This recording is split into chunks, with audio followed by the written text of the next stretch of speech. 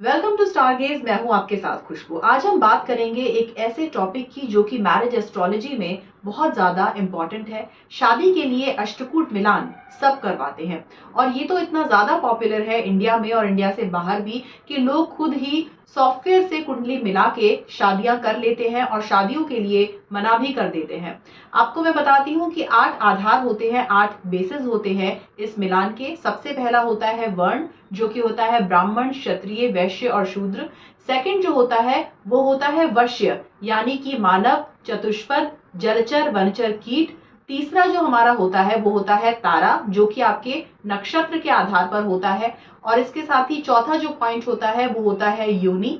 पांचवा पॉइंट जो होता है वो होता है ग्रह मैत्री, जिसमें कि आपका जो राशि है उसके जो स्वामी ग्रह हैं, चाहे वो लड़का हो लड़की हो, दोनों की कुंडली में देखा जाता है कि वो ग्रह कौन सा है और उनकी आपस में मैत्री कैसी है। और अगर हम छठी अगर चीज देखें तो वो होगा गण, जो कि होता है देव, राक्षस और मनुष्य। सातवां होता है भकुट, जो भी आपकी राशि के आधार पर होता है। और आठवां होता है नाड़ी, जो कि नक्षत्र के आधार पर होता है, आदि, मध्य और अंत।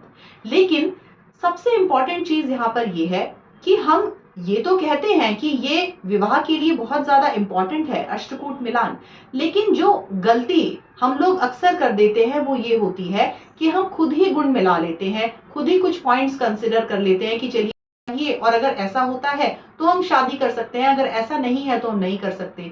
और बिना किसी अच्छे एस्ट्रोलॉजर को दिखाए ही हम शादी के लिए हाँ या ना कर देते हैं। और कई बार इससे शादियां जो होती है वो मेक या ब्रेक की सिचुएशन आ जाती है। तो ऐसे में हमें इस बात का ध्यान रखना है कि अष्टकूट मिलान जो है ये सिर्फ विवाह का एक पार्ट है। इसके अलावा बहुत सारी ऐसी चीजें होती हैं जो आपको शादी के लिए कंसिडर करनी चाहिए।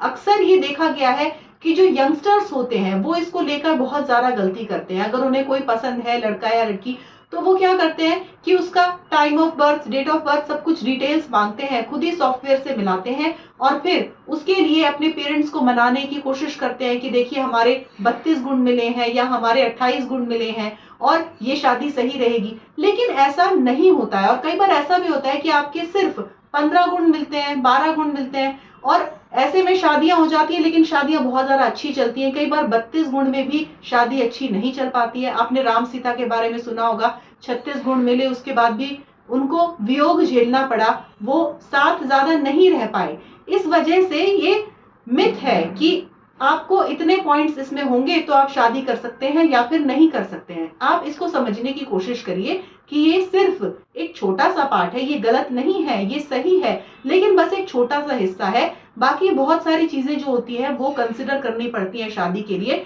इसके अलावा भी आप फैमिली बैकग्राउंड वगैरह बातचीत करके अच्छे से देखें, जानने की, समझने की कोशिश करें कि क्या चीजें आपके लिए सही है, क्या गलत है। उसके बाद ही सारी चीजें वेरीफाई करके आप आगे बढ़े। With this thought, take care and bye bye.